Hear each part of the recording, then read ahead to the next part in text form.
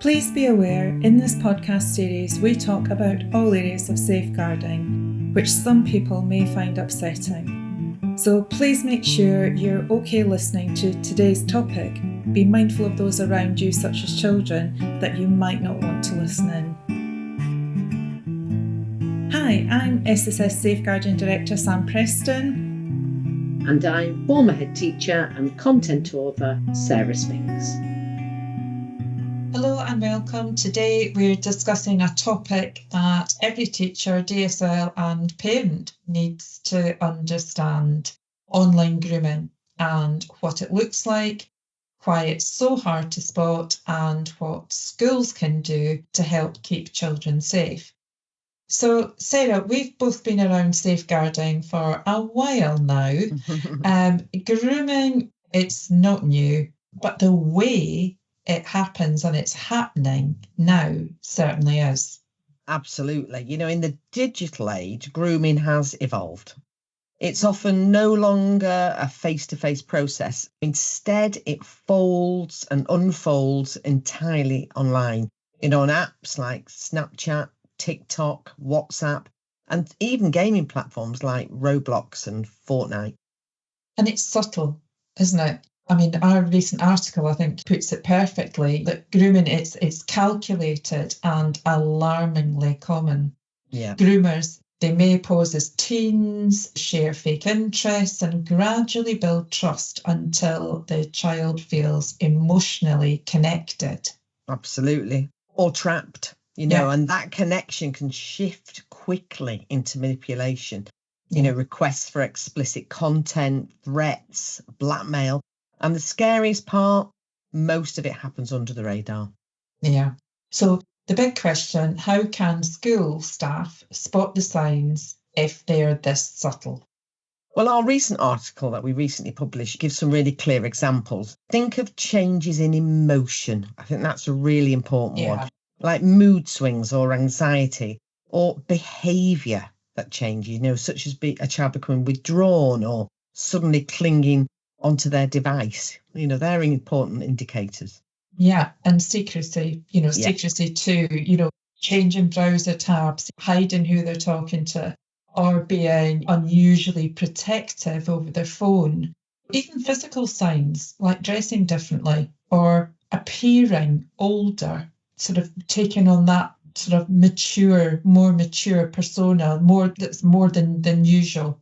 Yeah, but sometimes it's not what you see, it's what's missing, eye contact, laughter, that sense of ease in a child's presence. That's often when you know something's just not right. And I'm guessing some of those listening to this might be wondering, why wouldn't children just, if the relationship does turn into, that sort of manipulative format, why wouldn't children just tell somebody? And I think that's a really fair question, but it misses how grooming works, I think. Many young people don't realise they're being groomed. What starts as a friendship it can feel really genuine. And when it turns darker, feelings of shame or fear will often keep them silent. There's lots of evidence, there's lots of documentaries about this on television. And it's that fear. It's that fear of shame and that fear that keeps them silent. And in some respects, that's where it's really no different, is it, to person direct grooming? Yeah. The groomer often will make them feel special at first. Then it flips to threatening them, manipulating them emotionally. And the longer it goes on, the harder it is for the child to ask for help.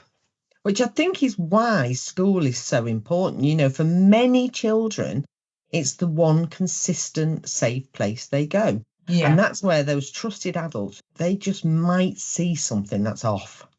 Okay, so let's get practical. What can schools do? Well, I think the first step is training, not just for the DSL, but for all staff. Everyone needs to understand online risks and how to spot them. There's some excellent training out there, including through SSS Learning. Yeah, and I think building relationships is key. If a child trusts the adults around them, they are more likely to open up. I think it's important to say It's great to have people in pastoral roles, but children will choose who they want to access. So that's why everybody needs to be trained. Schools need to normalise conversations about online safety, not just rules, but actual dialogue about what safe means online. Yeah, I love that point. It is about creating space, check-ins, non-judgmental listening. And let's not forget, even if a concern feels minor, log it. A pattern might emerge that only the DSL can see, log it. Now, I think that maybe some people are listening, and I would certainly say this, I'm not tech savvy. And I don't think you have to be. I think what matters is noticing behaviour. That said, having some digital awareness helps, knowing about disappearing messages, catfishing, or the concept of sextortion. You need to know those. Yeah, if you're not sure what things like catfishing, etc. are, check out our library on the SSS Learning website. We've got lots of articles and things. Just put the terms into this. You can put them safely into our search box and it will bring up the articles.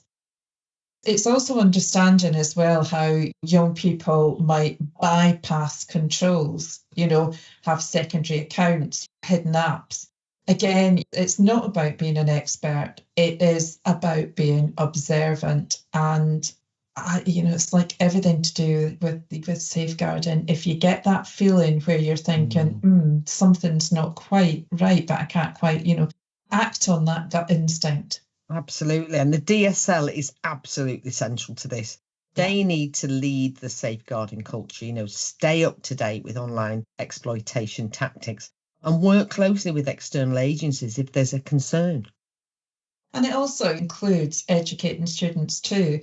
Now, I know lots of us do feel a little bit like they know more about the online world than we do, and it can feel a bit uncomfortable. What I'm talking about is things like educating about and talking about consent, healthy relationships, what boundaries may look like in digital spaces and how they can set those boundaries. Just the same way as they will set boundaries in their everyday life. They should be setting those boundaries in their digital spaces. Exactly. Grooming affects more than just the digital space.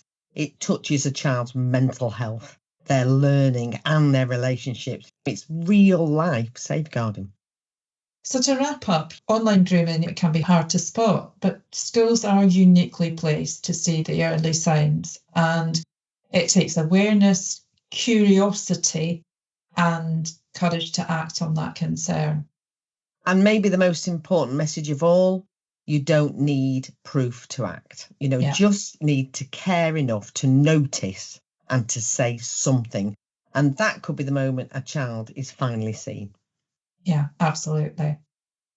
Well, as always, our message is stay observant, stay informed, and stay supportive. And as I said earlier, we've got lots of articles and other resources. We've got training, etc., on the SSS Learning websites. Our articles and our previous podcast, which I think we have done a podcast on catfishing, all free to access. So please feel free to access those resources and take care until next time.